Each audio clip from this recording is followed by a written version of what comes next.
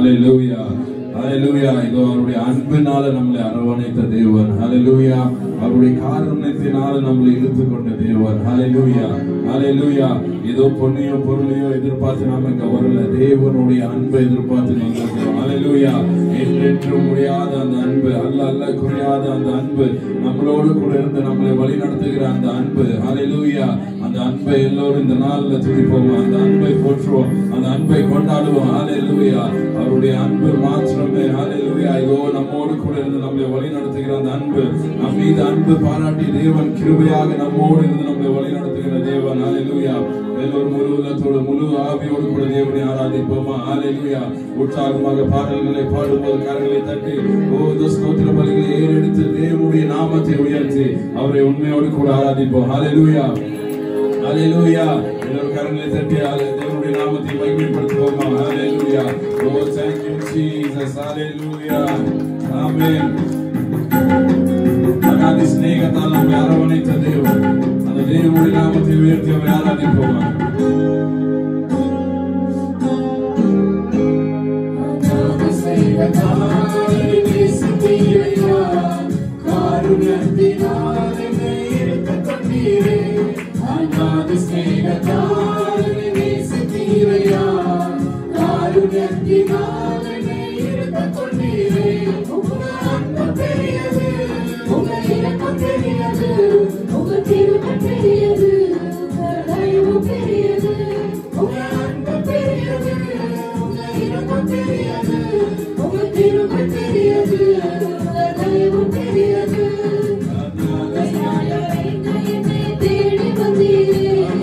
I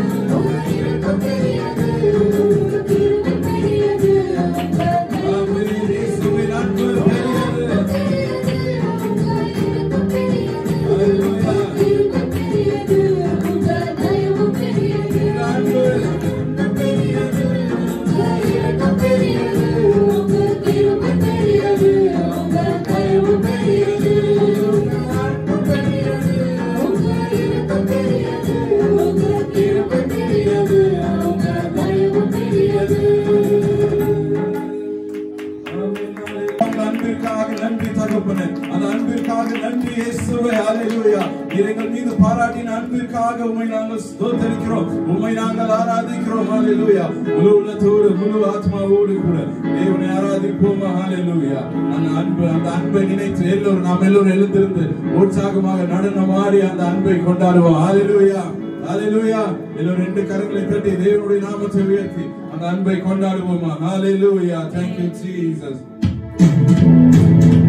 Amen. Hallelujah.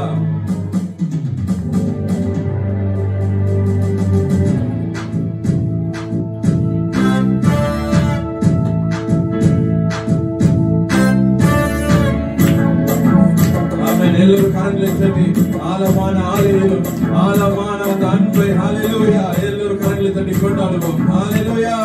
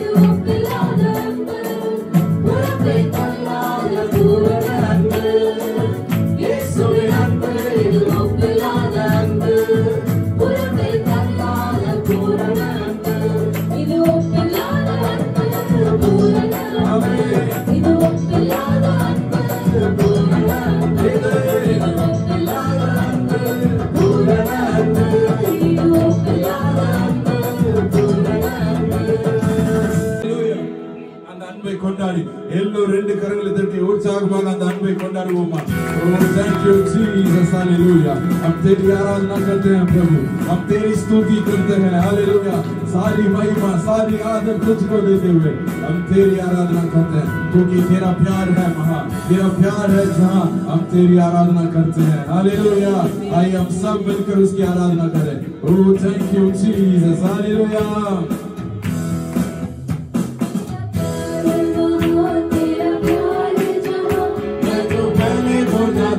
तूने डाली मुझ में जान, तेरा प्यार है महान, तेरा प्यार है जहां।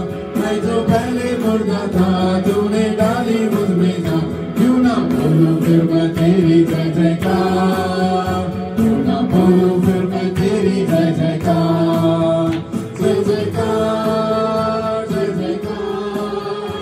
तूने मेरे लिए क्या कुछ ना किया, हमें जय जयकार, जय जयकार।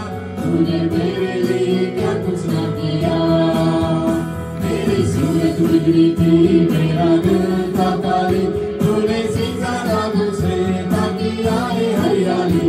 मेरी सूरत बिगड़ी थी, मेरा दिल था काली, तूने सीखा था मुझसे। Yes Jesus, hallelujah।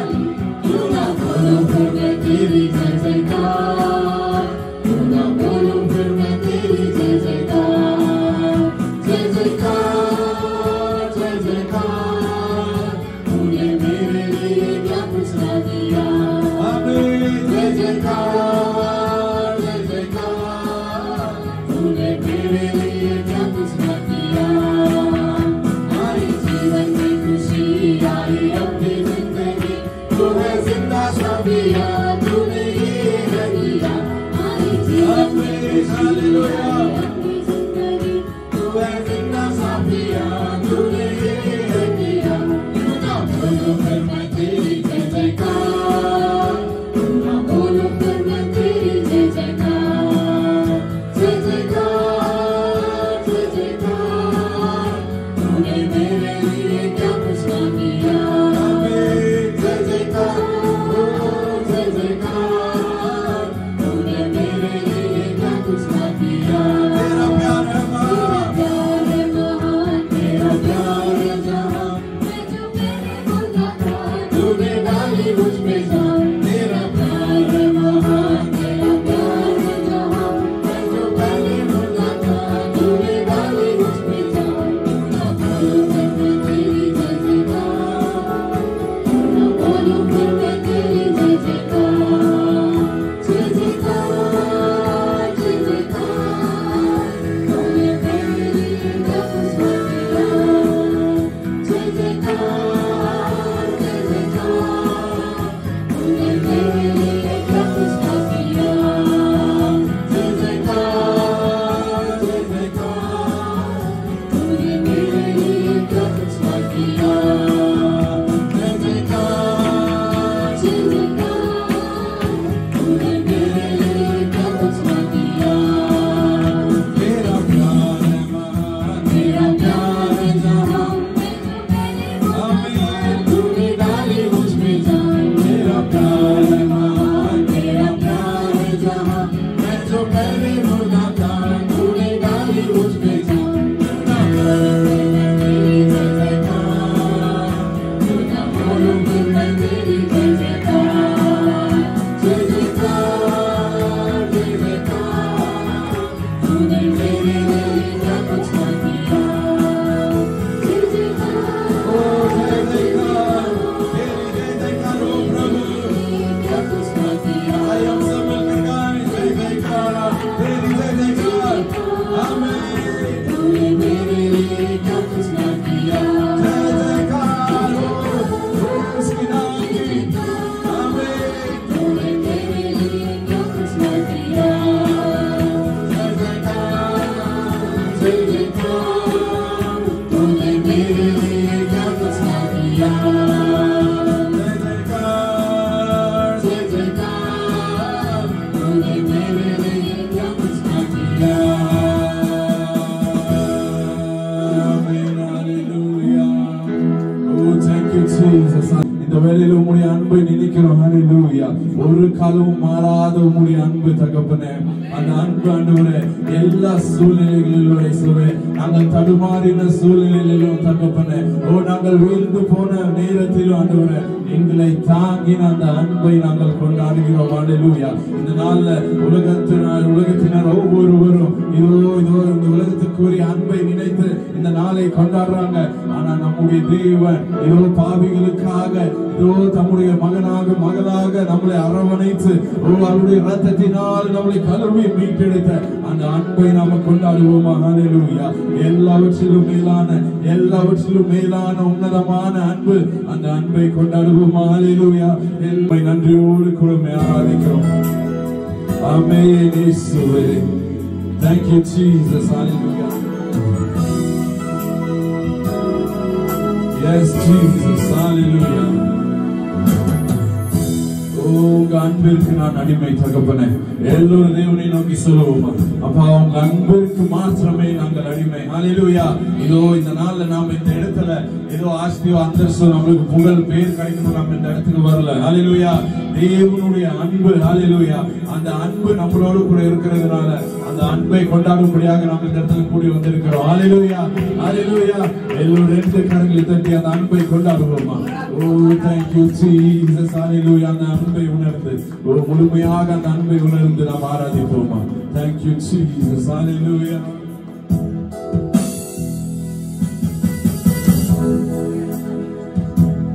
உங்க அன்பிற்கு நான் அடிமை. அன்பு இல்லைனா நான் வெறுமை. உங்க அன்பிற்கு நான் அடிமை. இயேசுவே அன்பிற்கு மாத்திரமே. இல்லைனா நான் வெறுமை. அன்பே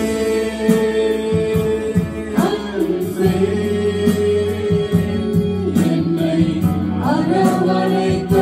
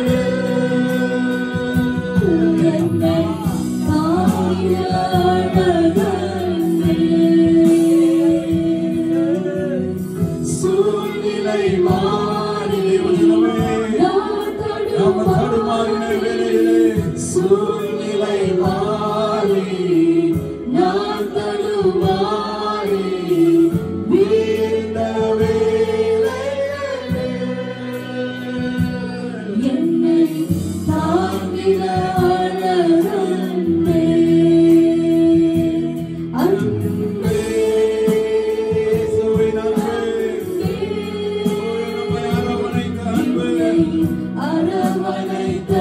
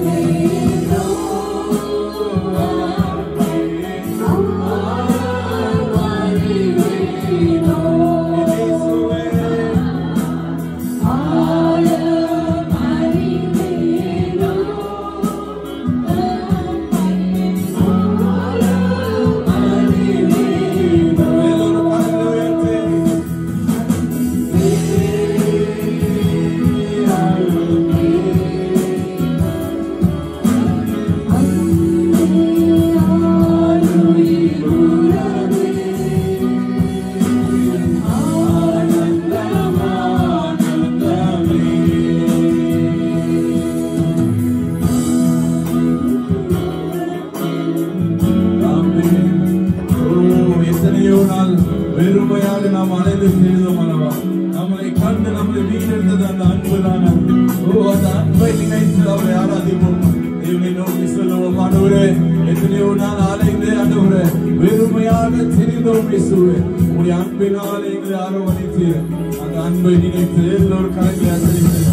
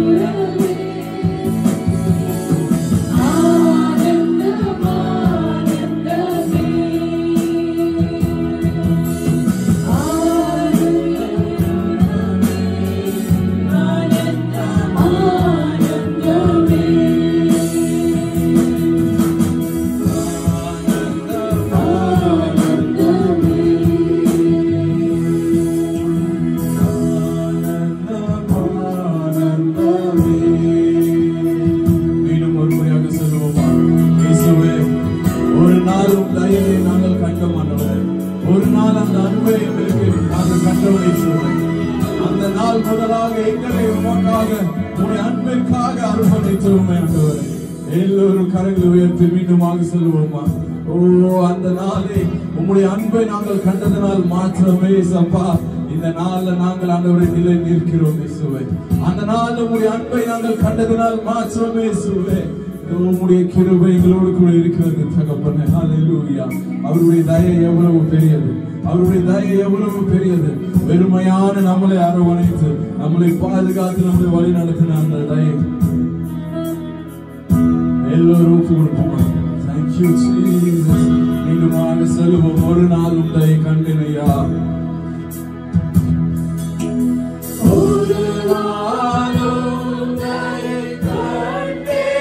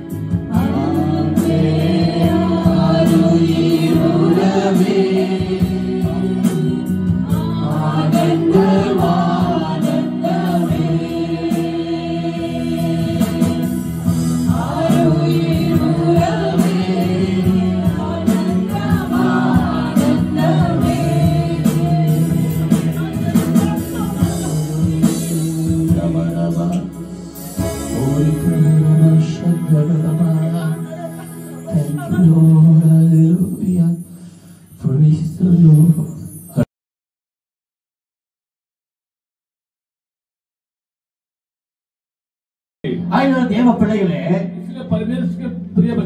தேவனுடைய அன்பு என்றால் என்ன என்பதை நீங்களும் நானும் தெளிவாக வேதத்தில் இருந்து நாம் படித்தால் தான் கண்டிப்பாக நாம் தேவனை மகிமைப்படுத்த முடியும்.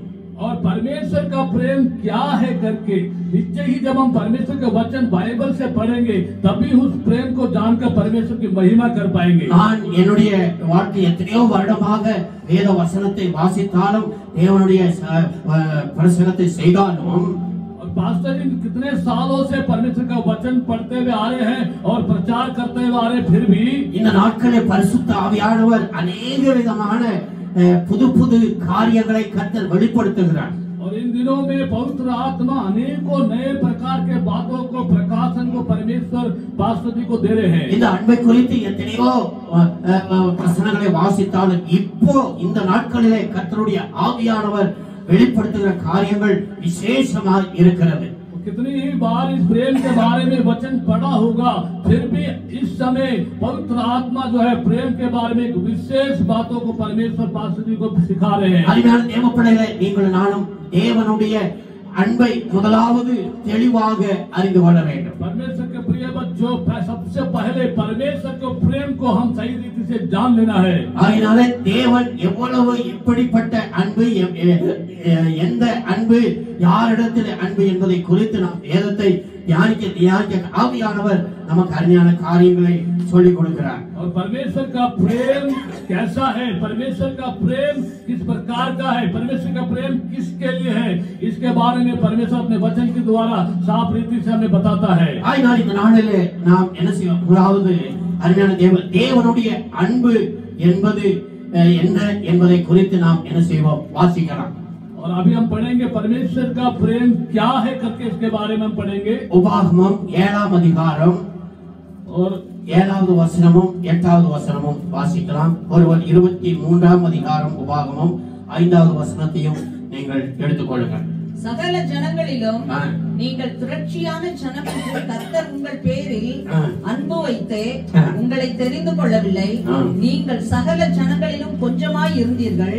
கர்த்தர் உங்களில் அன்பு கூர்ந்ததினாலும் உங்கள் பிதாக்களுக்கு இட்ட ஆணையை காக்க வேண்டும் என்பதினாலும் கர்த்தர் பலத்த கையினால் உங்களை புறப்பட பண்ணி அடிமைத்தன வீடாகிய எகிப்தின் என்றும் அதன் ராஜாவான பார்வோனின் கையின் என்றும் உங்களை மீட்டுக் கொண்டார்.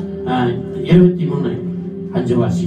உன் தேவனாகிய கர்த்தர் பிலேயாமுக்கு செவி கொடுக்க சித்தம் இல்லாமல் உன் தேவனாகிய கர்த்தர் உன்மேல் அன்பு கூர்ந்தபடியினால் தேவனாகிய கர்த்தர் இந்த சாபத்தை உனக்கு ஆசீர்வாதமாக மாற்றினார். அருமையான கர்த்தருடைய நாமம் மகிமைப்படுவதாக. परमेश्वर के नाम की महिमा होने पाए. தேவன் உங்கள் மேல் என் மேல் அன்பு வைத்திருக்கிறார். परमेश्वर आपके ऊपर मेरे पर प्रेम रखा है. அந்த அன்புக்கு பரிகாரம், அந்த அன்பினுடைய மகத்துவம் என்னவென்று கேட்டால், और जो परमेश्वर ने रखा उस प्रेम का जो महत्व है वो क्या है हम देखेंगे. तो அருமையான தேவனே, உங்கள் மேல் என் மேல் வைத்த அன்பிலே ஆண்டவர் 2 அருமையான காரியத்தை சொல்லுகிறார். और परमेश्वर का प्रिय बच्चों, आपके ऊपर मेरे ऊपर जो परमेश्वर ने प्रेम रखा है उसके बारे में 2 कार्य यहाँ पर बताया गया है. இப்பொழுது நான் வாசித்ததிலே 2, ஒன்று இஸ்ரவேல் ஜனங்களை அடிமைத்தனத்திலிருந்து விடுதலை ஆக்கின அன்பு. और परमेश्वर के 2 प्रकार का प्रेम के बारे में देख रहे हैं जो वचन में लिखा है. पहला है कि इजरायली लोगों को परमेश्वर ने गुलामी से छुड़ाने वाला वो एक प्रेम है. இரண்டாவது சாபத்தின் காரியத்தை ஆசீர்வாதமாக மாற்றி தருகிற அன்பு. और दूसरा ये है जो श्राप को आशीष में बदलने वाला परमेश्वर का प्रेम है। அருமையான தேவ பிள்ளைகளே, परमेश्वर के प्रिय बच्चों, உங்களையும் என்னையும் பாவ அடிமைத்தனத்தில் விடுதலை ஆக்கினதுதான் தேவனுடைய அன்பு. परमेश्वर का प्रेम ये है कि आपको और मुझे पाप की गुलामी से छुड़ाने वाला वो परमेश्वर का प्रेम है। உங்கள் மேல் என் மேல் நம்முடைய குடும்பத்தின் மேல் இருந்த சாபத்தை ஆசீர்வாதமாக மாற்றினது தேவனுடைய அன்பு. और आपके ऊपर, मेरे ऊपर, हमारे परिवार के ऊपर जो श्राप था उसको आशीष में बदलने वाला है वो परमेश्वर का प्रेम है। எத்தனை பேருக்கு தெரியும் இந்த பாவமும் சாபமும் யார் மூலமாக வந்தது? और कितने लोगों को पता है कि ये पाप और श्राप किसके द्वारा आया है? தெரிஞ்சவங்க யாராவது கை தூக்குங்க.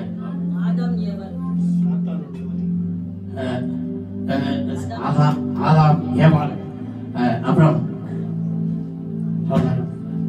நீங்க சொன்ன என்ன சொன்னீங்க? சாத்தானுடைய சிஸ்டர் நீங்க. சரி, அதான் நம்ம ஆண்டவருடைய அருமையான தேவப்பட பாவம் யார் மூலமாய் வந்ததுன்னு கேட்டால், पाप किसके द्वारा आया है करके पूछेंगे तो ஆதாம் மூலமாய் வந்தது. आदम के द्वारा ही आया है। ஆனால் சாபம், लेकिन जो श्राप है கானான் நோவாவுடைய குமாரனாகிய கானான் மூலமாகத்தான் சாபம் வந்தது. और जो श्राप है वो आगे नूह का जो पुत्र केनान था उसके द्वारा आया है। ரோமர் 5:19 சொல்லப்பட்டிருக்கு, ஒரே மனுஷனுடைய கீழ்ப்படியாமையினாலே எல்லோரும் பாவிகளானோம். और रोमियो के 5:19 में लिखा है, एक व्यक्ति के आज्ञा ना मानने के कारण सभी लोग पापी ठहरे गए। ஆதியாகமம் 10ஆம் அதிகாரத்தை நீங்கள் வாசிக்கும் போது, और उत्पत्ति की पुस्तक जब 10वां अध्याय जब पढ़ते हैं, அங்கே நோவா வந்து என்ன செய்கிறான்னு கேட்டால், தன்னுடைய மகனை என்ன செய்ய கானானை என்ன செய்கிறான்னு கேட்டால் சாபம் சபிக்கிறார். और देखते हैं कि 10वां अध्याय उत्पत्ति के पुस्तक में नूह जो है अपने पुत्र को श्राप देता है।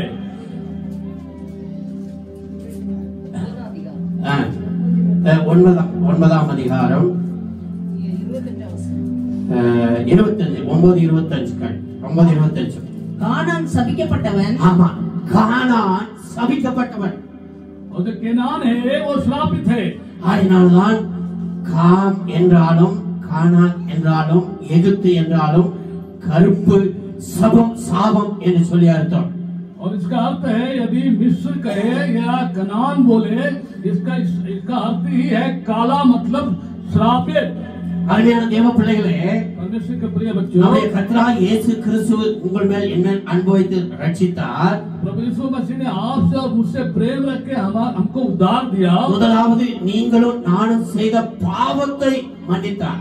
सबसे पहले आप और मैंने किए हुए हमारे पापों को उसने क्षमा किया। இரண்டாவது உங்க குடும்பத்திலே, என் குடும்பத்திலே பரம்பரையா இருந்த சாபத்தையும் ஆண்டவர் நீக்கினார். दूसरा ये है, आपके परिवार का और मेरे परिवार में जो पारंपरिक पीढ़ी दर पीढ़ी आने वाले श्राप को प्रभु ने हटा दिया। அதான் நம் தேவனுடைய அன்பு. यही है जो परमेश्वर का प्रेम है।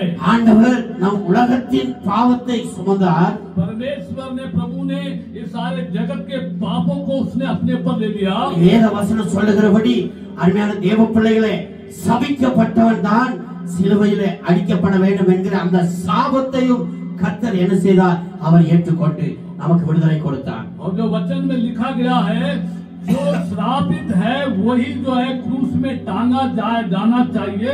इसलिए सबके श्रापों को यीशु श्रापित बन के वो टांगा गया। அதனால்தான் நீங்க வேதத்தை இந்த நாட்களில் தயவு செய்து அருமையான சிறு பிள்ளைகள், வாலிப பிள்ளைகள், படிக்க தெரிந்தவர்கள் வேதத்துக்கு முக்கியத்துவம் கொடுத்து நீங்கள் வாசியுங்கள். इसलिए बहुत जरूरी है, जो छोटे बच्चों या बड़े हो या किसी भी उम्र वाले हो, परमेश्वर के वचन को आप महत्व देना है, उसको पढ़ना है। அதனால இந்த நாளிலே நமக்கு தேவன் என்ன கேட்டால், இதை புரிந்து கொள்ள நீங்களும் நானும் புரிந்து கொள்ள வேண்டும். நம்முடைய பாவத்தையும் சாபத்தையும் ஆண்டவர் நீக்கும்படி என் மேல் உங்கள் மேல் ஏசப்பா அன்பு வைத்திருக்கிறார். और आपको और मुझे अच्छी तरह ये समझ लेना है, आपके और मेरे पापों को, श्रापों को प्रभु ने हमसे प्रेम रख के हमें उससे मुक्ति दिया है. கர்த்தருக்கு மகிமை உண்டாவதாக.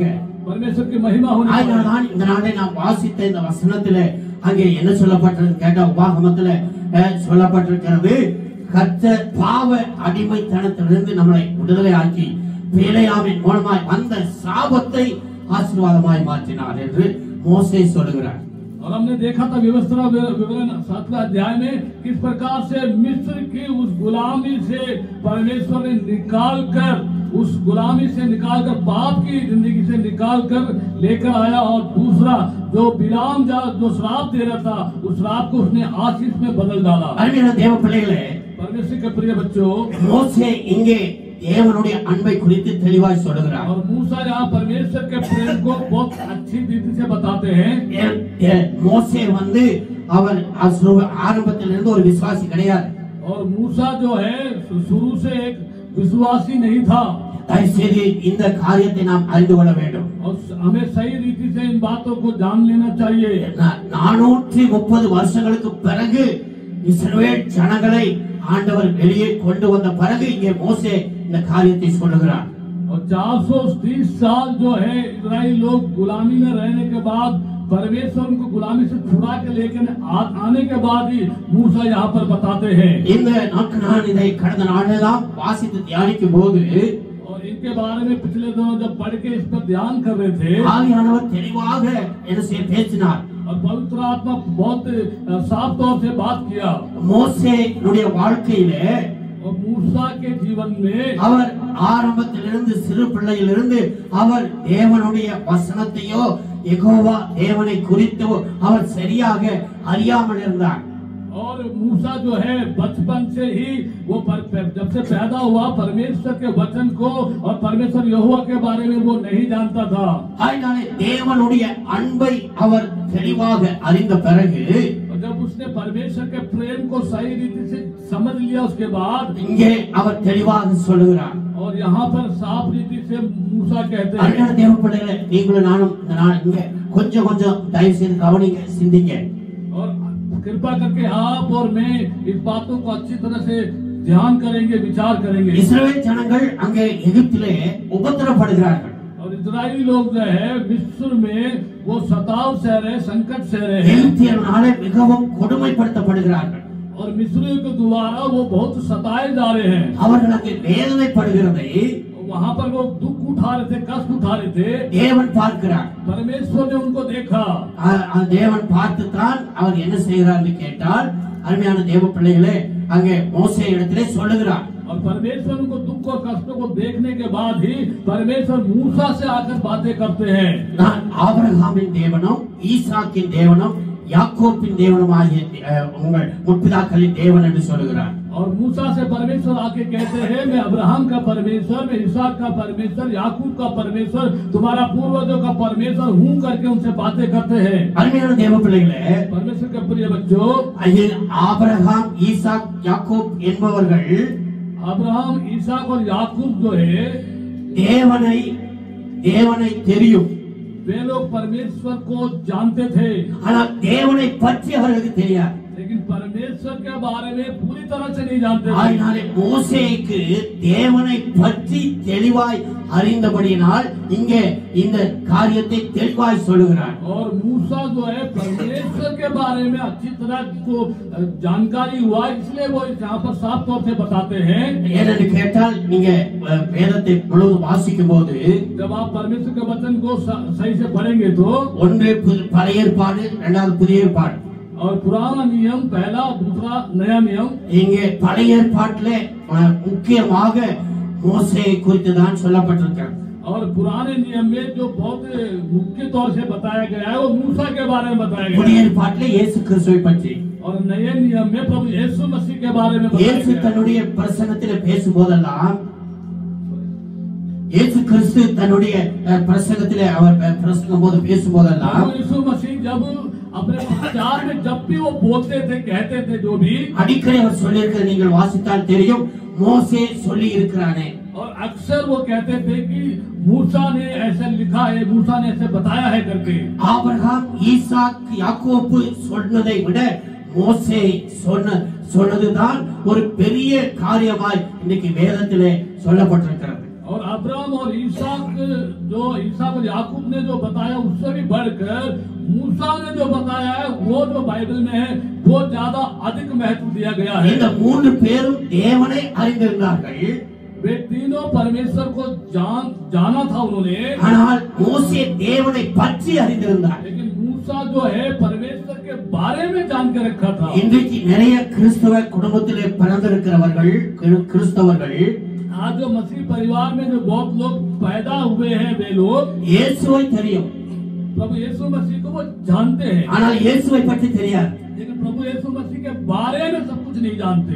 இயேசுவை பற்றி தெரியாதுன்னு அர்த்தம் என்ன? जब यीशु मसीह के बारे में नहीं जानते इसका अर्थ क्या है? மோசே தேவனை பற்றி அறிந்து கொண்டதற்கு காரணம் मूसा जो है परमेश्वर के बारे में उसने जान लिया, इसका कारण क्या है? அவர் யெகோவா தேவனை அறியாமல் இருந்து அறிந்த பிறகு தேவனுடைய வல்லமையை மகிமையை அவர் கண்டார். और परमेश्वर यहोवा परमेश्वर को वो नहीं जानता था, लेकिन जानने के बाद परमेश्वर की सामर्थ को और परमेश्वर की महिमा को उसने देखा। ஆயினால் அருமையான தேவ பிள்ளைகளே, इसलिए परमेश्वर के प्रिय बच्चों, நீங்களும் நானும் தேவனை அறிந்திருப்பது பெரிதல்ல. आप और मैं सिर्फ परमेश्वर को जानते हैं ये काफी नहीं है। தேவனை பற்றி தெளிவாக அறிந்து கொள்ள வேண்டும். परमेश्वर के बारे में अच्छी रीति से जान लेना चाहिए। கிறிஸ்துவை தெரிந்து என்று சொல்வது அல்ல, सिर्फ प्रभु यीशु मसीह को हम जानते हैं ये काफी नहीं है। கிறிஸ்துவை பற்றி தெரிந்து கொள்ள வேண்டும். प्रभु यीशु मसीह के बारे में सब कुछ पता होना चाहिए। இதனால விசேஷமாய் கிறிஸ்துவ குடும்பத்திலே பிறந்திருக்கிற பிள்ளைகள், பாஸ்டர் பிள்ளைகளாக இருக்கட்டும், விசுவாசி பிள்ளைகளாகட்டும், நீங்கள் தெளிவாக புரிந்து கொள்ள வேண்டும். और विशेष तौर पर जो मसीही लोग मसीह परिवार में पैदा होते हैं, चाहे वो विश्वासी के बच्चे हो या पास्टर के बच्चे हो, उन्हें साफ रीति से ये जान लेना चाहिए। அப்பா அம்மா கிறிஸ்தவங்களா இருக்கிறதுனால இயேசுவை பற்றி தெரியும் என்று சொல்லி நீங்கள் சொல்ல முடியாது. माता पिता लोग मसीही लोग हैं, इस कारण से बच्चे लोग ये नहीं कह सकते कि हम यीशु मसीह को जानते हैं करके। ஒருவேளை இயேசுவை நீங்கள் தெரிந்திருக்கலாம், हो सकता है आप यीशु मसीह को जानते होंगे, இயேசுவை பற்றி நீங்கள் அறிந்து கொள்ள வேண்டும் என்று கேட்டால், और यीशु मसीह के बारे में अगर आपको जानना है, समझना है, तो இயேசு கிறிஸ்துவினுடைய வார்த்தைகள், வசனங்கள் உங்களுக்குள்ளாக என்ன செய்ய வேண்டும்? கிரியை செய்ய வேண்டும். प्रभु यीशु मसीह का जो वचन है वो वचन आपके हृदय में कार्य करना चाहिए। அன்பான தேவ பிள்ளைகளே, மோசே குறித்து நாம் பார்க்கிறோம். और प्रिय परमेश्वर के बच्चों, मूसा के बारे में हम देखते हैं। அவர் லேவியனுக்கு பிறந்த உங்களுக்கு எல்லாம் தெரியும். அதாவது நம்ம முதலாவது ஆரம்பத்துல இருந்து நாம் பார்க்கும்போது ஆபிரகாம், ஈசாக், யாக்கோபை பார்க்கும் பொழுது अब हम शुरुआत से हम देखते हैं अब्राहम और ईसाक और याकूब के बारे में देखते हुए आते हैं। நீங்க ஆபிரகாமுக்கு ஆண்டவர் ஏற்கனவே அவனுடைய சந்ததிக்கு என்ன செய்வான்னு கேட்டா, நான் கானான் தேசத்தை கொடுப்பேன் என்று சொல்லி இருக்கிறார், எதிரிகளை எல்லாம் துரத்தி விட்டேன். और परमेश्वर ने अब्राहम को पहले से ये वायदा किया था कि मैं शत्रुओं को हटाकर वो जो कनान जो देश है वो मैं तुम्हारे पूर्व वंशज को दूंगा करके। ஆதியாகமம் 15ஆம் அதிகாரத்தில் சொல்லி இருக்கிறார், என்ன கேட்டா, 400 வருஷத்துக்கு பிறகு ஜனங்களை நான் விடுதலையாக்கி கொண்டு வந்த அந்த தேசத்திலே அந்த புறச்சாதிகளை துரத்தி விட்டு அதிலே குடியிருக்க செய்வேன் என்று சொல்லி। और उत्पत्ति 15 अध्याय में परमेश्वर ने अब्राहम को ये वायदा किया कि 400 साल जो है उनके जो वंशों के गुलामी से उनको छुड़ा के कानान देश परमेश्वर को देंगे करके। நீங்கள் தொடர்ந்து வேதத்திலே ஆபிரகாமை குறித்த காரியத்தை அறிந்து கொள்ளணும். और आप लोग बाइबल के वचन से अब्राहम के बारे में भी आपको पढ़ना है और जानना है। ஈசாக்கினுடைய காரியங்களை நம்ம வேதத்துல படிச்சு அறிந்து கொள்ளணும். और ईसाक के बारे में भी पढ़ के वचन में जान लेना है। யாக்கோபின் காரியத்தை அறிந்து கொள்ள வேண்டும். याकूब के बारे में भी जानना है। யோசேப்பினுடைய வாழ்க்கையை அறிந்து கொள்ள வேண்டும். और यूसुफ के बारे में, उसके बारे में भी, उसके इतिहास के बारे में जानना है। ஆண்டவர் ஆபிரகாமுக்கு சொல்லும்போது 4ஆம் தலைமுறையிலே அந்த என்னுடைய ஜனங்களை நான் எகிப்திலிருந்து விடுதலையாக்குவேன் என்று சொல்லி। परमेश्वर ने अब्राहम से कहा, मैं 4थी पीढ़ी के जो वंश होंगे उसको मैं मिस्र से गुलामी से छुड़ा के लाऊंगा। பெரிய ஆசீர்வாதத்தோடு அவர்களை நான் எகிப்திலிருந்து புறப்பட பண்ணுவேன் என்று சொன்னார். बड़े आशीषों के साथ में उनको वहां से गुलामी से छुड़ा के लाऊंगा करके परमेश्वर ने कहा. அதை பற்றி நாம வேதத்திலே வாசிக்கிறோம். और इसके बारे में हम बाइबल के वचन में पढ़ते हैं. ஆனால் அருமையான தேவ பிள்ளைகளே, लेकिन परमेश्वर के प्रिय बच्चों, 70 பேரோடு யாக்கோபு என்ன செய்தார்னு கேட்டால் எகிப்துக்கு போனார். और याकूब जो है 70 प्राणियों के साथ होके मिलकर 70 लोग मिस्र देश में गए. யோசேப்பு இருக்கிற வரைக்கும் அருமையான தேவ பிள்ளைகளே, ஆபிரகாம், ஈசாக், யாக்கோப் என்கிற தேவனை தெரியும். जब तक यूसुफ जिंदा था, जब तक वो लोग परमेश्वर अब्राहम और ईसाक और याकूब के परमेश्वर को वो जानते थे. ஆனால் அதற்கு பிறகு அவர்களுக்கு தெரியாது. यूसुफ मरने के बाद वो लोग परमेश्वर को नहीं जान के भूल गए. அதனாலே இந்த திரியேக தேவனை அவர்கள் என்ன செய்து விட்டார்கள், மறந்து விட்டார்கள். और देखते हैं कि त्रिएक परमेश्वर को वो भूल गए. அதனாலே அவர்கள் என்ன செய்தார்கள் கேட்ட எகிப்திலே இருக்கும் பொழுது, और जब वे मिस्र में रह रहे थे, எகிப்திலே அவர்கள் எகிப்தியருடைய விக்கிரகங்களை, தெய்வங்களை தான் அவர்கள் பார்த்து கொண்டு அவர்கள் என்ன நம்பிக்கொண்டிருந்தார்கள். और वहाँ पर वे मिस्र की गुलामी में इस्राएली लोग भी मिस्र की देवता को, देवी को वो लोग देखते थे, वहाँ मानते थे. அருமையான தேவ பிள்ளைகளே, इसलिए परमेश्वर के प्रिय बच्चों, ஆண்டவர் வந்து 10 பயங்கரமான வாதைகளை அந்த எகிப்தியருக்கு ஆண்டவர் கொடுத்து அவர்கள் கொடுத்தது காரணம். और आज यहाँ देखते हैं कि परमेश्वर ने 10 प्रकार का विपत्ति जो मिस्र देश में डाला था, उसका कारण क्या है? வேத பண்டிதர்கள் அருமையான காரியத்தை சொல்லுகிறார்கள். और परमेश्वर वचन के जो शास्त्री लोग हैं वे बताते हैं. ஏனென்றால் இந்த இஸ்ரவேல் ஜனங்கள் தேவனை சரியாக அறிந்து கொள்ளவில்லை. और क्योंकि जो इस्राएली लोग हो तो उन्होंने अपने परमेश्वर को सही रीति से नहीं जाना था. தயவுசெய்து மனசுல வச்சுங்க, அவங்க தேவனை பற்றி தெரியும், தேவனை தெரியும்.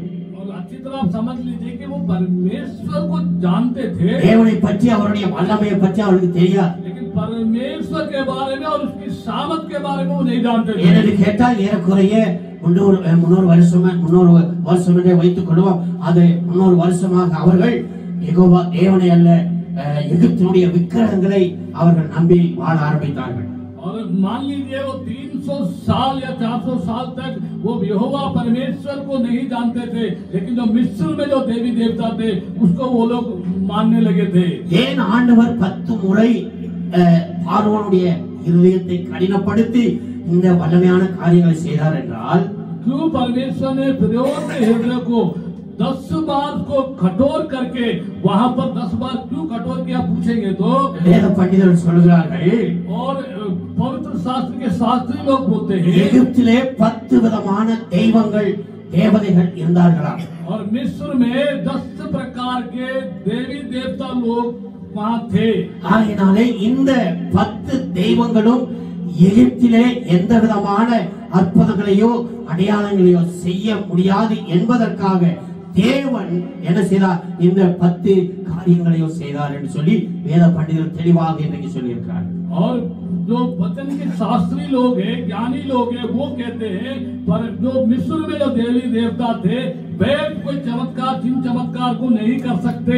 परमेश्वर ने 10 प्रकार के वहाँ पर विपत्ति और तीनों चमत्कार को दिखा के परमेश्वर के महिमा को उसने प्रकट किया है. ஏனென்றால் இந்த 10 தெய்வங்களுடைய பிடியிலிருந்து இவர்கள் விடுதலை ஆக வேண்டும் என்கிற தேவனுடைய நோக்கம்.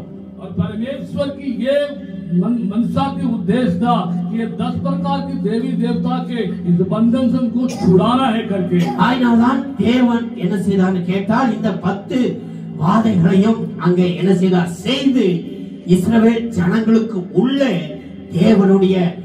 தேவன் ஆபிரகாமின், ஈசாக்கின் தேவன் என அறிய வேண்டும் என்று சொல்லி கர்த்தர் இந்த காரியங்களை செய்தார், அற்புதங்களை செய்தார். इसलिए परमेश्वर ने 10 प्रकार का विपत्ति मिस्र में डालकर इस्राएली लोग ये जान जाए कि अब्राहम और इसहाक का परमेश्वर कितना महान और सामर्थी परमेश्वर है करके उनको दिखाया गया.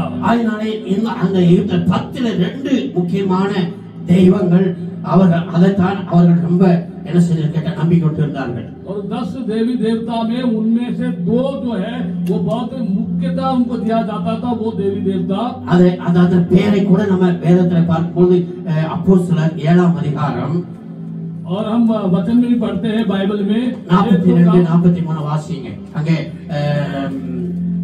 ஸ்தேவான் சொல்லும்போது சொல்லுகிறார். और प्रेरितों का काम 7वां अध्याय में 42 और 43 पढ़ेंगे. उसमें जो स्टेफनुस थे वो क्या कहते हैं करके பணிந்து கொள்ளும்படி நீங்கள் உண்டாக்கின சொரூபங்களாகிய மோளோகினுடைய கூடாரத்தையும் உங்கள் தேவனாகிய செம்பான் என்னும் நட்சத்திர சொரூபத்தையும் சுமந்தீர்களே, ஆகையால் உங்களை பாபிலோனுக்கு நீங்க பாருங்க, 3 இதுல 2 மிக முக்கியமானது. और इसमें हम देखते हैं कि दो नाम जो है मुख्य नाम है. முதலாவது மோலேக். पहला जो है वो मोलेक है. இது வந்து ரத்தத்தை கேட்கக்கூடிய ஒரு தெய்வமாக, ரத்த பலி கொடுக்கிற தெய்வமாக இருந்தது. और ये जो देवता था वो खून का बलि मांगने वाला एक देवता था. இரண்டாவது दूसरा பிரம்மா. இது வந்து சூரிய வணக்கம், அதாவது நட்சத்திரங்களை வணங்குகிற ஒரு அனுபவம் வணங்குகளாக இருந்தார்கள். और दूसरा है रिफान नामक देवता जो कि तारों को या सूरज को मानने वाला एक देवता कहा जाता है. அதனால்தான் ஆண்டவர், நீங்க இதெல்லாம் நீங்க தொடர்ந்து வாசித்தால் தெரியும் உங்களுக்கு.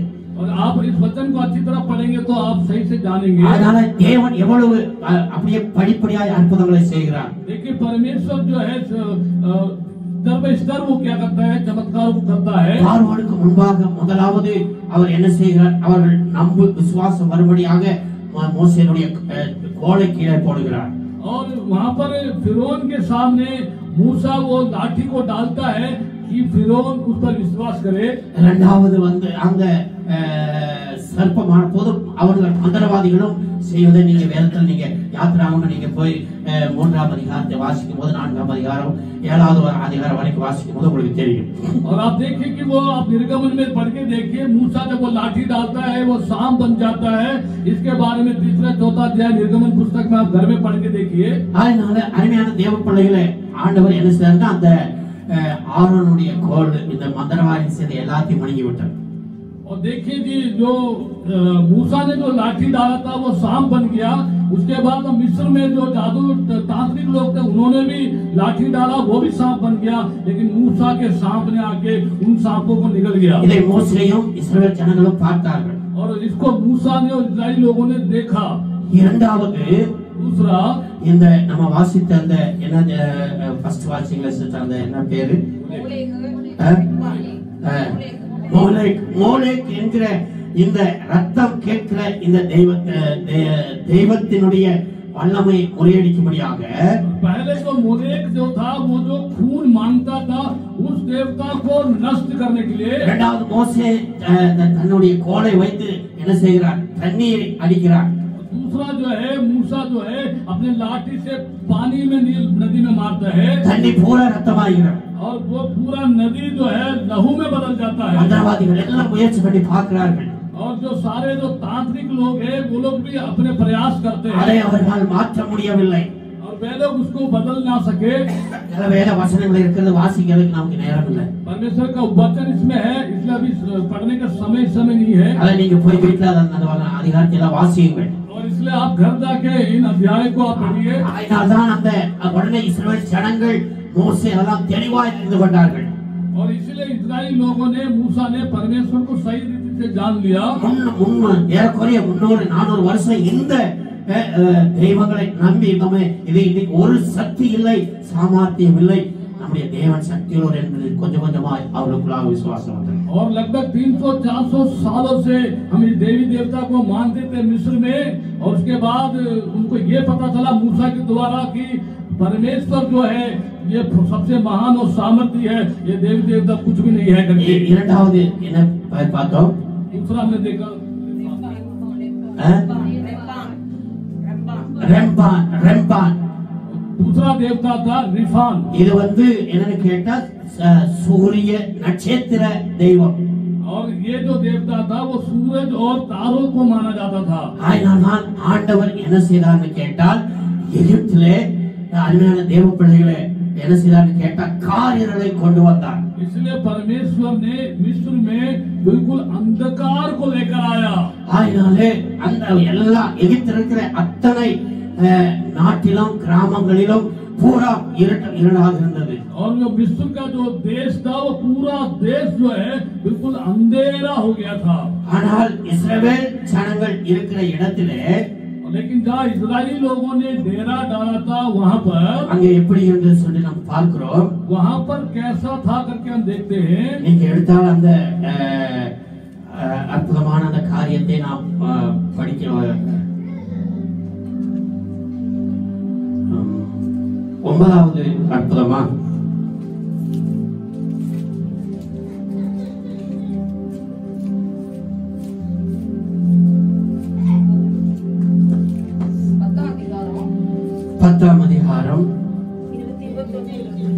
பத்தாம் அதிகாரம் 21, 22 நீங்க குறிச்சுங்க, வாசிக்கலாம். அப்பொழுது கர்த்தர் மோசேயை நோக்கி தடவி கொண்டிருக்கத்தக்கதான இருள் எகிப்து தேசத்தின் மேல் உண்டாகும்படிக்கு உன் கையை வானத்திற்கு நேராக நீட்டு என்றார். மோசே தன் கையை வானத்திற்கு நேராக நீட்டினான். அப்பொழுது எகிப்து தேசம் எங்கும் 3 நாள் மட்டும் காரிருள் உண்டாயிற்று.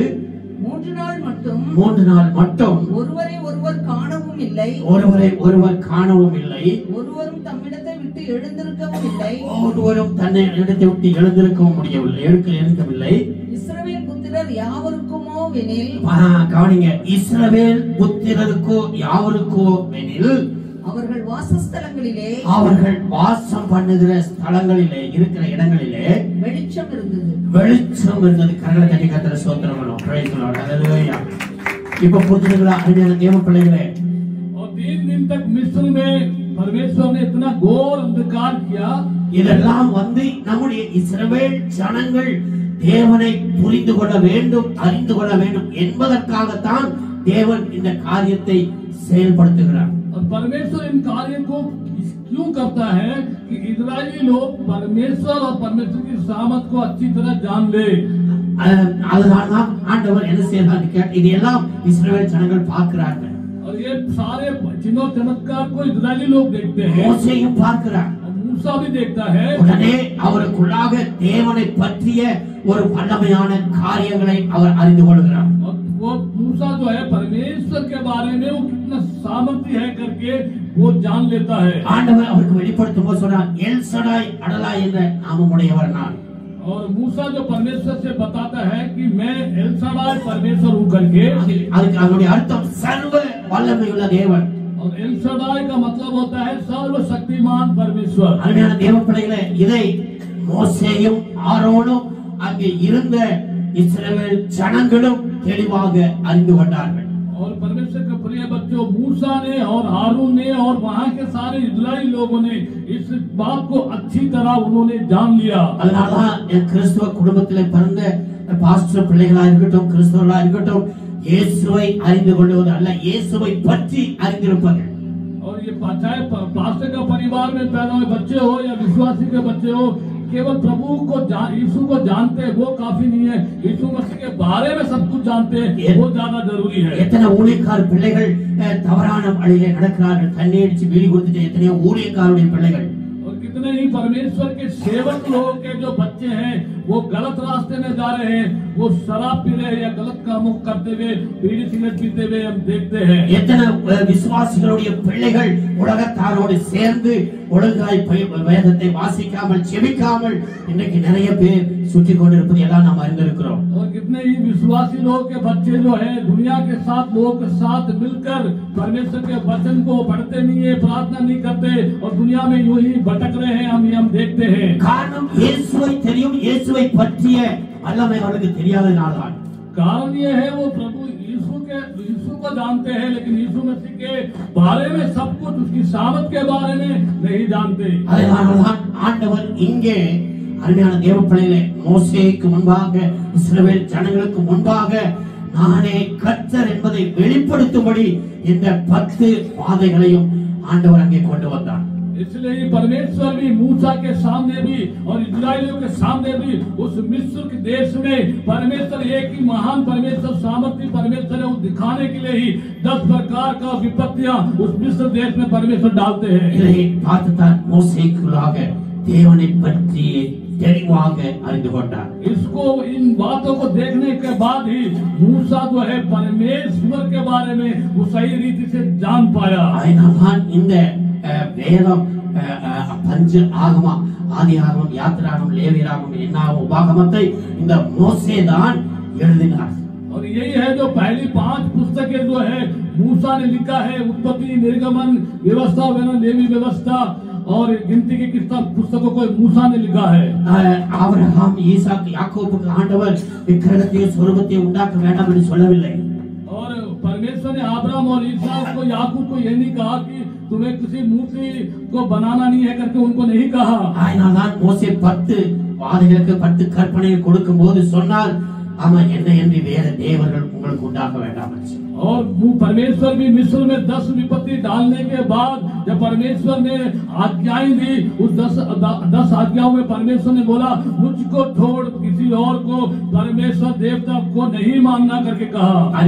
அதனால்தான் கிறிஸ்தவ குடும்பத்திலே பிறந்தவர்கள் வானத்தின் கீழே பூமிக்கு மேலே இயேசுவின் நாமமே அல்லாமல் ரட்சிப்படைய வேற வழியிலே என்பதை ஒவ்வொருவரும் அறிந்து கொள்ள வேண்டும்। इसलिए परमेश्वर के विश्वासी को, बच्चों को अच्छी तरह जानने चाहिए कि स्वर्ग में भी और पृथ्वी में भी और परमेश्वर प्रभु उद्धार करने में प्रभु यीशु मसीह का छोड़ दूसरा कोई दुनिया में कोई है ही नहीं। இன்னைக்கு இந்தியர்களுக்கு இயேசுவை ஏற்றுக்கொண்டவர்கள் தெளிவாக தேவனை அறிந்து கொண்டபடியினால் எவ்வளவு வைராக்கியத்தோடு வாழ்கிறார்கள்।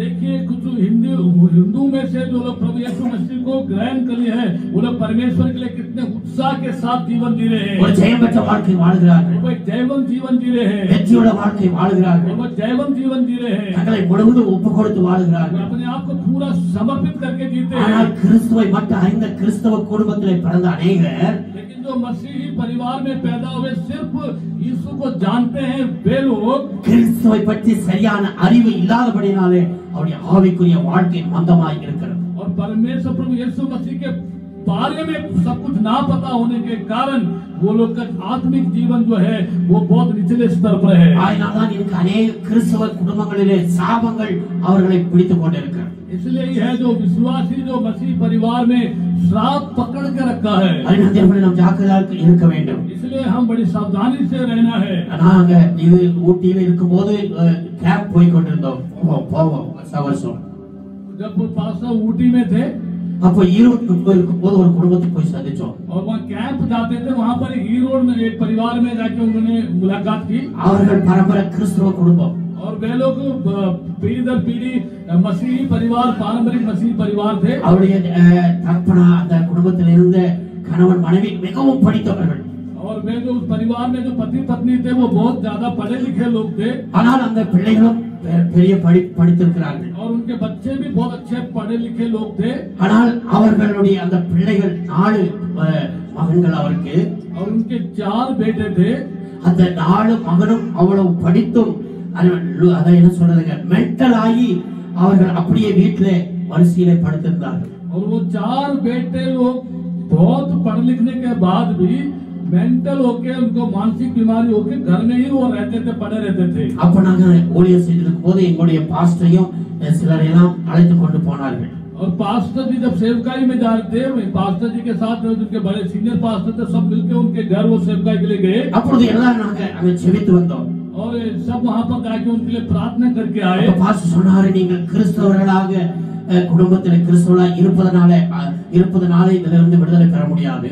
और पास्टर जी ने ऐसा कहा कि तुम सिर्फ मसीही होने के परिवार में होने के कारण आप छुटकारा नहीं पा सकते। கிறிஸ்துவை ஏற்றுக்கொண்டு கிறிஸ்து சொல்றபடி வாழ்ந்தால் தான் கண்டிப்பா உங்களுக்கு விடுதலை கிடைக்கும் என்று சொன்னார்। और प्रभु यीशु मसीह को आप ग्रहण करेंगे और प्रभु यीशु मसीह के वचन के अनुसार आप जीवन जिएंगे, तभी निश्चय ही परमेश्वर आपके जीवन में आचरण करेंगे। पास्टर நீங்க ஒரு ஆவிக்குரிய சபையிலே போய் வாரம் நீங்கள் எல்லாரும் ஜெபிக்கும் போது இந்த குடும்பத்திற்கு சாபத்தை தேவன் நீக்குவார் என்று சொல்லி வந்தோம்।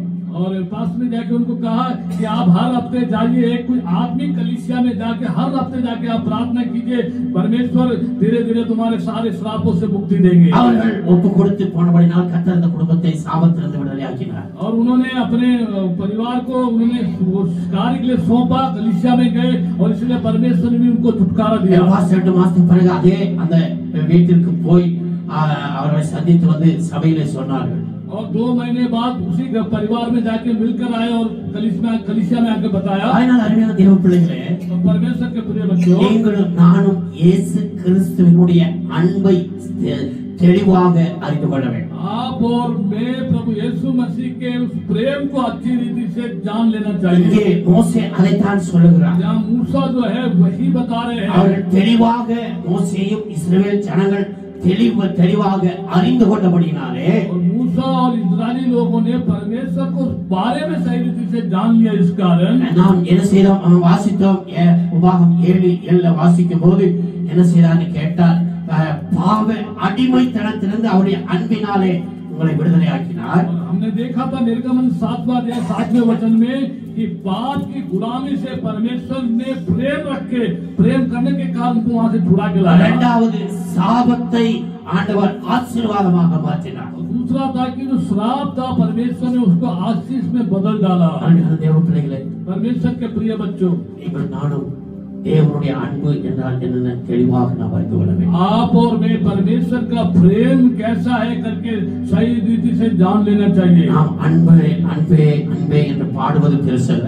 हम प्रेम प्रेम प्रेम करके गीत गाना बड़ी बात नहीं है। அந்த அன்பை தருகிற தேவனை சரியாக அறிந்து கொண்டு வாழ்வதுதான் உண்மையான அன்புள்ளவர்கள்। जो परमेश्वर जो प्रेम रखता है उस प्रेमी परमेश्वर के बारे में अच्छी रीति से जान लेना ही बहुत जरूरी है।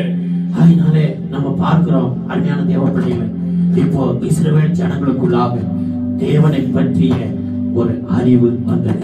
और हम देखते हैं किस प्रकार से इस्राएली लोगों को परमेश्वर के बारे में एक ज्ञान उन्हें मिलता है। அதனாலே அந்த அறிவு வந்த உடனே जैसे ही वो ज्ञान उनको मिला, ஆண்டவர் அவர்களை அங்கிருந்து விடுதலையாக்கி கொண்டு और வருகிறார்। परमेश्वर उनको गुलामी से छुड़ा कर लेकर आया। ஆபிரகாம் கொடுத்த வாக்குத்தத்தத்தின்படியே और अब्राहम को जो परमेश्वर ने जो वायदा दिया था उसके अनुसार மிகுந்த பொருள்களோடு மிகுந்த ஐஸ்வர்யத்தோடு அவர்களை கர்த்தர் அனுப்பினார்। और वो बड़े ही धन के साथ विश्व देश से वो निकल कर आए।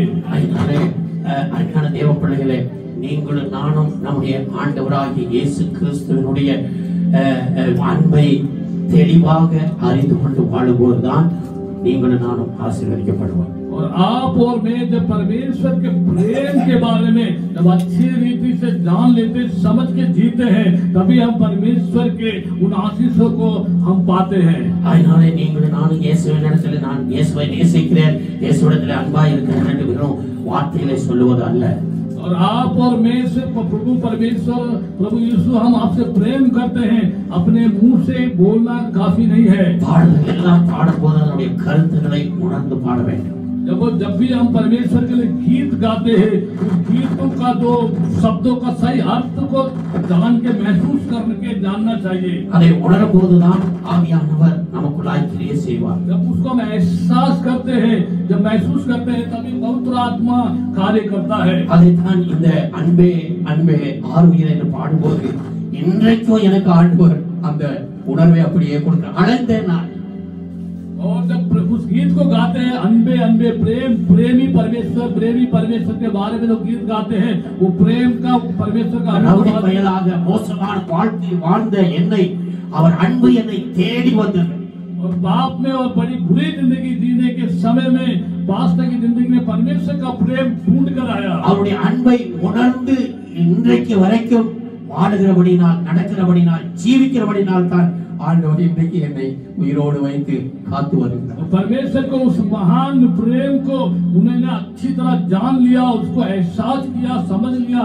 इस कारण से आज से लेकर अभी तक परमेश्वर ने इनको जीवित रखा है और आशीषित किया है। என்னை மட்டுமல்ல, என்னுடைய குடும்பத்தையும் எனக்கு கொடுத்த சபை மக்களையும் ஆண்டவர் இன்னைக்கு பாதுகாத்து ஆசீர்வதித்து வருகிறார்। सिर्फ पास्टर जी को ही नहीं, उनके परिवार को, उनके बच्चों को, इस कलीसिया के सभी लोगों को परमेश्वर संभालते हुए, आशीष करते हुए लेकर आ रहे हैं। இருக்கிற அநேகருக்கு தெரியும்.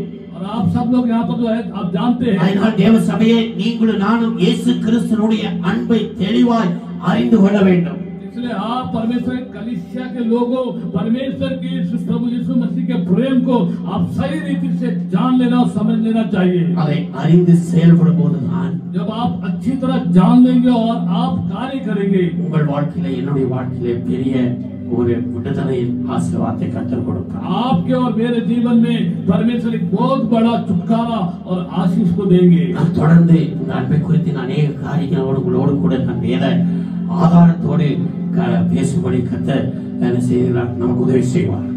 और लगातार इस परमेश्वर के इस वचन में, परमेश्वर के प्रेम के बारे में, वचन के आधार पर परमेश्वर आगे सहायता करेंगे कि परमेश्वर का प्रेम क्या है करके। அதனால் தயவுசெய்து நாம் எல்லாரும் எழுந்திருந்து இந்த நாளிலே தேவன் நம்மோடு கூட பேசின காரியத்தை நாம் மறுபடியும் இருதயத்திலே வைத்து நாம் தேவனை நோக்கி அவர்கள் நம்ம வைத்த அன்பை தெளிவாய் அறிந்து கொள்வோம். आइए सब लोग खड़े होकर हम परमेश्वर के उस आज के दिन जो हमने वचन सुना है उसके पर हम ध्यान करेंगे कि परमेश्वर के प्रेम के बारे में ध्यान करेंगे। அதனால்தான் அப்போஸ்தலன் பவுல் எபேசு சபைக்கு சொன்னார், इसलिए प्रेरित पौलुस ने एफेसु की कलीसिया को बोला, என்னுடைய அன்பை தெளிவாய் நீங்கள் அறிந்து கொள்ள வேண்டும் என்று உங்களுக்காக விண்ணப்பம் பண்ணுகிறேன். और परमेश्वर के प्रेम को आप सही रीति से जानना और समझना है, इस बात के लिए मैं तुम्हारे लिए प्रार्थना करता हूँ करके। ஆனால் சுவிசேஷத்திலே ஆண்டவர் ஒரு வருத்தமான காரியத்தை சொல்லுகிறார். और सुसमाचार में प्रभु जो है एक दुख भरी बात बताते हैं। யோவான் 5ஆம் அதிகாரம், யோहन्ना 5वां अध्याय में, அதை மட்டும் எடுத்து வாசிங்க. 5ஆம் அதிகாரம், யோहन्ना 5वां अध्याय 42வது வசனங்களா? உங்களில் தேவ அன்பு இல்லை என்று உங்களை அறிந்திருக்கிறேன். இங்கே ஆண்டவர் எவ்வளவு ஒரு பாரத்தோடு வேதனையோடு சொல்கிறார் என்ற அந்த வசனத்தை நீங்க அண்டர்லைன் பண்ணி வச்சு சொல்வீங்க. अब यूहन्ना 5:42 को लेके उसको अंडरलाइन करके आप पढ़िए कि प्रभु कहता है, मैं जानता हूं कि तुम में परमेश्वर का प्रेम नहीं है। இங்கே அன்பின் அவருடைய அன்பு பாவத்திலிருந்து சாபத்திலிருந்து விடுதலையாக்கி நம்மை ஆசீர்வதிக்கிறார். और यहाँ पर हम देखते हैं कि परमेश्वर का प्रेम हमें पाप से और श्राप से छुड़ाकर हमें आशीष करता है। அதே ஆண்டவர் சொல்லுகிறார், உங்களில் அநேகர் என்னுடைய அன்பை அறியாதிருக்கிறீர்கள் என்று சொல்லி. वही प्रभु परमेश्वर कलीसिया को देख के कहते हैं, तुम में अनेकों लोग परमेश्वर के प्रेम के बारे में नहीं जानते। தயவுசெய்து நீங்களும் நானும் அப்படி அந்த கூட்டத்தில் இல்லாதபடி, और आप और मैं कृपा करके उस तरह के लोगों में ना हो। இஸ்ரவேல் மோசேயும் இஸ்ரவேல் ஜனங்கள் தேவனை தெளிவாய் அறிந்தது போல, जैसे मूसा और इस्राएल लोगों ने परमेश्वर को अच्छी रीति से जान लिया था, वैसे நீங்களும் நானும் இயேசு கிறிஸ்துவை தெளிவாய் அறிந்து செயல்படுவோம். கண்டிப்பாய் கர்த்தர் நம்மை ஆசீர்வதிப்பார். आप और मैं भी प्रभु यीशु मसीह के बारे में अच्छी तरह जान के कार्य करें तो परमेश्वर निश्चय हमें आशीष करेंगे। கண்களை மூடி கர்த்தரை நோக்கி ஜெபிக்கலாம். आइए सब लोग आंख बंद करेंगे और परमेश्वर की ओर देख के प्रार्थना करते हैं। தயவுசெய்து நீங்கள் இந்த நாளில் கர்த்தர் பேசினதை உங்கள் இருதயத்திலே வைத்து தொடர்ந்து நீங்கள் ஜெபம் பண்ணி செயல்படுங்கள். कृपा करके जो आज परमेश्वर अपने वचन के द्वारा बात किया है, अपने हृदय में रख के अब प्रार्थना कीजिए और उसमें आगे बढ़िए। கண்டிப்பாய் கர்த்தர் உங்களை கொண்டு பெரிய காரியங்களை செய்வார். निश्चय ही परमेश्वर आपके द्वारा बड़े महान कार्य करेंगे। நம்மை கொண்டு பெரிய காரியங்களை செய்வார். हमारे द्वारा परमेश्वर बड़े कार्य करेंगे। இதை தெளிவாய் அறிந்து தேவனுடைய அன்பை நாம் மற்றவர்களுக்கு தெளிவாய் சொல்லக்கூடிய கர்த்தர் கிரியை செய்வார். और हम भी अच्छी तरह परमेश्वर के प्रेम को जानने के बाद हम दूसरों को परमेश्वर के प्रेम के बारे में बताएंगे। परमेश्वर वहाँ पर बड़े कार्य करेंगे। हमें अर्पण करो, अपने आप को अर्पण करें। பரலோகத்தில் இருக்கிற எங்கள் நல்ல பிதாவே, स्वर्ग में विराजमान हमारे अच्छे पिता, இந்த அருமையான நேரத்திற்காய் ஸ்தோத்திரம் பண்ணுகிறோம். इस सुंदर समय के लिए आपको धन्यवाद देते हैं। உடைய வசனத்தை கொண்டு நீர் எங்களோடு கூட பேசினதற்காய் ஸ்தோத்திரம். आपके अपने वचन के द्वारा आपने हमसे बात किया, इसलिए आपको धन्यवाद। தேவனை அறிந்து கொள்ளக்கூடிய சத்தியத்தை எங்களோடு பேசினீர்। परमेश्वर आपके बारे में जानने के लिए आपने इस वचन के द्वारा हमसे बातें किया। சத்தியத்தை அறிந்து விடுதலையோடு வாழக்கூடிய ஆண்டவரே சத்தியத்தை எங்களோடு பேசினீர் வசனத்தோடு। सत्य को जानकर सत्य के द्वारा छुटकारा पाकर स्वतंत्रता पाकर जीने का रास्ता आपने बताया, इससे धन्यवाद। இதனாலே ஆண்டவரே உங்களுடைய அன்பை நாங்கள் தெளிவாய் அறிந்து கொள்ளும்படியாக எங்களோடு பேசி வருகிறீர், அதற்காக நன்றி। प्रभु इन दिनों में आप अपने उस प्रेम के बारे में जानने के लिए आप वचन के द्वारा हमसे बात कर रहे हैं, इसलिए आपको धन्यवाद। தொடர்ந்து நீர் எங்களோடு கூட பேசும் प्रभु आप लगातार हमसे बातें कीजिए। இதனாலே நீர் யார் யாரோடு பேசினீரோ और इन दिनों में आपने जिन लोगों से आपने बात किया है, யார் யார் கால் உணர்வை கொடுத்தீரோ और जिन लोगों को इन बात का एहसास किया है वो लोग, இந்த நாளிலே இந்த வசனத்துக்கு யார் யார் ஒப்பு கொடுத்தார்களோ और इन दिन में जिन लोगों ने इस वचन के लिए अपने आप को अर्पण किया है, அவர்களை நீர் ஆசீர்வதிக்கும்படி நாங்கள் ஜெபிக்கிறோம்। उन लोगों को आप आशीष करने के लिए हम प्रार्थना करते हैं। இந்த கர்த்தருடைய வல்லமை இறங்கட்டும், परमेश्वर का सामर्थ उतरने पाए। அதே உடைய அன்பை தெளிவாய் அறிந்து கொள்ளாதவர்களோடு கட்ட தொடர்ந்து பேசி உடைய அன்பை அறிந்து கொள்ள உதவி செய்யும்। प्रभु जो आपके प्रेम के बारे में अच्छी तरह नहीं जानते हैं, उनको आप अपने प्रेम को प्रकट करके आप उनसे बातें करें, उन्हें आशीष कीजिए। வசனம் கேட்ட ஒவ்வொருவரையும் நீர் ஆசீர்வதியும்। और सभी लोग को, प्रत्येक लोग को आप आशीष कीजिए। இந்த வாரத்தில் நடக்கிற எல்லா கூட்டங்களுக்காக ஜெபிக்கிறோம்। परमेश्वर इस हफ्ते में होने वाले सभी प्रार्थना सभा के लिए हम प्रार्थना करते हैं। மாலை ஆராதனை ஆசீர்வதியும்। तो शाम के समय होने वाले उस आराधना सभा को आशीष कीजिए प्रभु।